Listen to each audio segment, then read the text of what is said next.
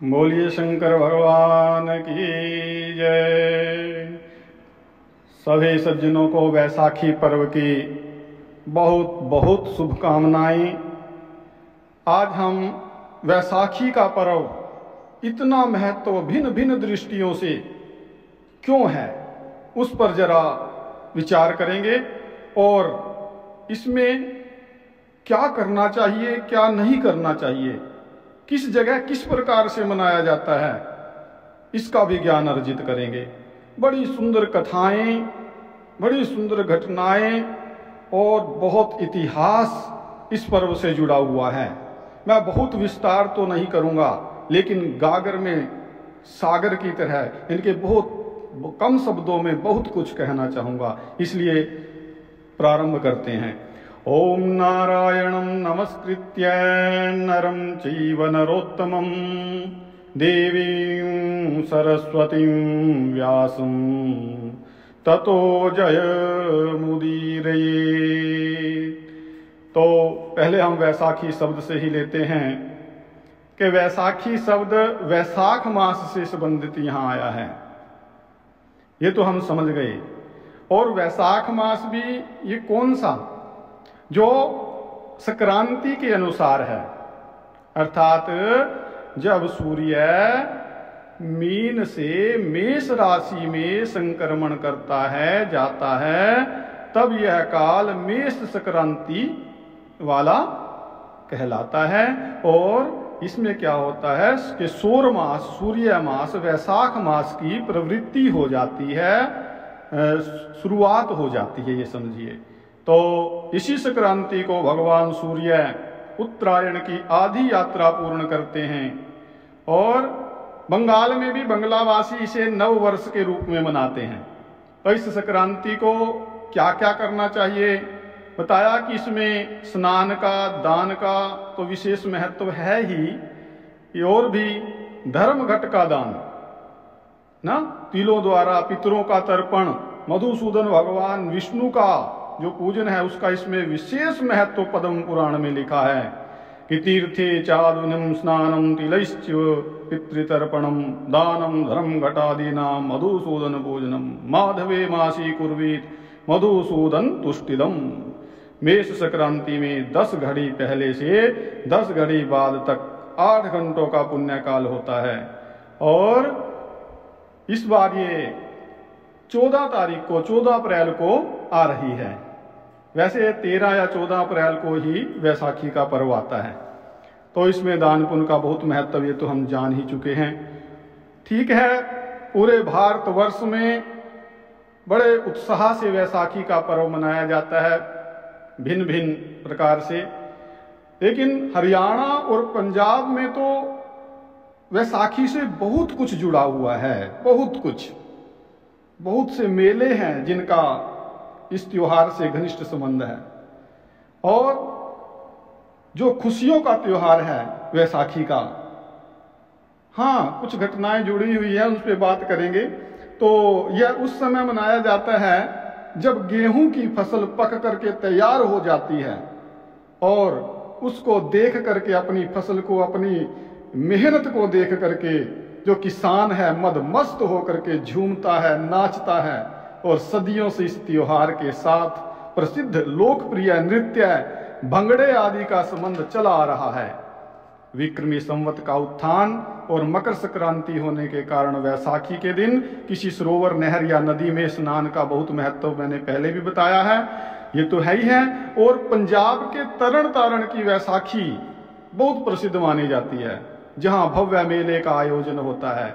इस स्थान पर सिखों के गुरु श्री रामदास जी की स्मृति में एक गुरुद्वारा स्थापित किया गया था 1768 में, तो जिसके साथ एक सरोवर भी है। आम विश्वास है कि इस पवित्र सरोवर में स्नानोपरांत कुष्ठ जैसे, कोढ़ जैसे जो असाध्य रोग हैं वो भी दूर हो जाते हैं ना। वैसाख स्नान में स्नान का महत्व, चाहे वो कोई सरोवर है पवित्र, चाहे चलता हुआ पानी है गंगा जी आदि का है, सप्त गंगाएं, तो इनका भी बहुत बहुत महत्व है। अगर चलता पानी मिल जाए सर्वश्रेष्ठ, नहीं तो कहीं भी किसी भी पवित्र सरोवर में हम स्नान करते हैं तो उससे विशेष फल की प्राप्ति होती है। अब पंजाब की वैसाखी की विशेष महत्ता है कि इस दिन सिखों के 10वें गुरु ना श्री गोविंद सिंह जी, जो हमारे खालसा पंथ की उन्होंने स्थापना की थी, हमारे संत योद्धा, ये सन 1699 ईस्वी की वैसाखी थी। पंजाब में वैसाख के साथ साथ एक और घटना भी जुड़ी हुई है जो कुछ दुखदाई है, लेकिन हम उस पर दुख मना करके अपने जो देशभक्त हैं उनकी बलिदानी को अर्जित नहीं करेंगे, बल्कि गर्व करेंगे। जलियांवाला बाग जैसे क्रूर हत्याकांड की याद भी विद्यमान है और इसी घटना ने स्वतंत्रता संग्राम को एक नई दिशा दी थी। तो जलियांवाला बाग, इसकी वीर भूमि पर निर्मित एक विशाल शौर्य स्मारक उन देशभक्तों की याद दिलाता है जो यहाँ सन 1919 ईस्वी में जनरल डायर की गोलियों से शहीद हुए थे। खैर, इसको हम भूल जाते हैं, लेकिन उनके बलिदान को हम याद रखेंगे। इसी प्रकार का एक वैसाखी मेला कटराज ताल पर लगता है।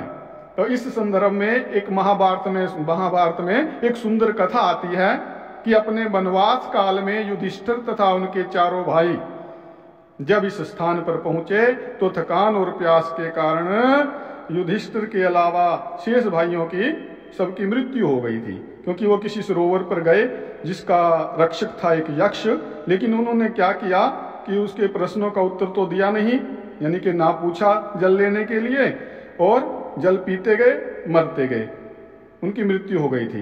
ये लेकिन युधिष्ठिर जी ने उस स्थान के देवता से अपने चारों भाइयों को पुनर्जीवित करने की प्रार्थना की कि इनको दोबारा जीवित कर दो। तो इस पर उस देवता ने युधिष्ठिर जी से बहुत प्रश्न पूछे थे, यक्ष संवाद के नाम पर हम सुनते हैं। लेकिन मुख्य प्रश्न पर हम आ जाते हैं कि उन्होंने एक बहुत बड़ा प्रश्न पूछा कि दुनिया में सबसे आश्चर्यजनक बात क्या है, सबसे बड़ा आश्चर्य क्या है। तो युधिष्ठिर जी ने उत्तर दिया कि उनको सबसे अधिक आश्चर्य इसी बात का प्रतीत होता है कि मृत्यु की अवश्यम भावी जो घटना है, मृत्यु को अवश्यम भावी, अवश्य होने वाली, जरूर होने वाली जानकर भी मनुष्य जानता है कि मृत्यु जरूर होगी, फिर भी मनुष्य सर्वदा सदा हमेशा जीवित ही रहना चाहता है। तो देवता ने प्रसन्न होकर के कहा कि यह वह युधिष्ठिर के किसी भी एक भाई को पुनर्जीवित करने को तैयार है। इस पर युधिष्ठिर ने नकुल को पुनर्जीवित करने के लिए कहा था, भाई नकुल को कर दो। तो देवता को इससे बड़ा आश्चर्य हुआ, यक्ष को, उसको। तो उसने युधिष्ठिर से पूछा कि भाई तुमने नकुल को जीवित कराने का निश्चय क्यों किया। इस पर युधिष्ठिर जी ने उत्तर दिया था कि ये अन्यायपूर्ण होता कि माता कुंती के तो 2 पुत्र जीवित रहे तथा माता माद्री का एक भी पुत्र जीवित ना रहे। तो युधिष्ठिर की इस न्याय भावना से प्रसन्न होकर के देवता ने उनके चारों भाइयों पर अमृत छिड़क करके उन्हें भी पुनर्जीवित कर दिया था। अर्थात यह पर्व हमें धर्म के मार्ग पर चलने के लिए कहता है, और क्या कहता है, सत्य का सहारा लो।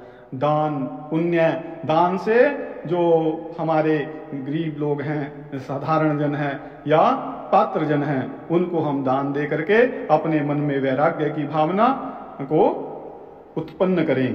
तो वैसाखी से और भी बड़ी सुंदर सुंदर घटनाएं जुड़ी हुई हैं, लेकिन विशेष तो हम यही कहेंगे कि इसमें किसान की जो मेहनत है उसके हाथ लगती है, और शास्त्रों की दृष्टि से स्नान दान जप आदि का इसमें विशेष महत्व है ही है, ये हम समझ गए हैं। तो इसमें ज़्यादा से ज़्यादा दान पुण्य इत्यादि कर्म करने चाहिए, और मिलजुल करके सौहार्द से, प्रेम से इसको मनाना चाहिए। यह वैसाखी का वो समय है जिस समय सभी जीव जंतुओं में उल्लास भरा हुआ है, और जो स्थायी देवता, प्रत्यक्ष देवता जो जिनको हम कहते हैं भगवान सूर्य हैं, जिनके बिना हम इस पूरी पृथ्वी पर जीवन की कल्पना भी नहीं कर सकते, इस दिन वो मेष राशि में आकर के बहुत बली हो जाते हैं, क्योंकि ये उनकी उच्च राशि है। ज्योतिष के सिद्धांत से भी यह ज्योतिष की दृष्टि से अगर देखें तब भी यह जो समय है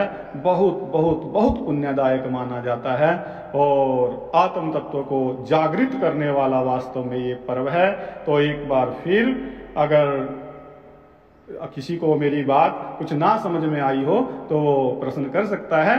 हाँ, मेरा जो विशेष हमारा रहता है भाव कि हम अपने जो त्योहार हैं उनसे और अपनी जो संस्कृति है उससे आपको अवगत कराते रहें। जो हमारे नए बच्चे हैं वो इसके बारे में जानें और पढ़ें, अपनी संस्कृति से जुड़ें, त्योहारों से जुड़ें और जिससे कि मानव मात्र का, जीव मात्र का कल्याण हो। बस इसी भावना से।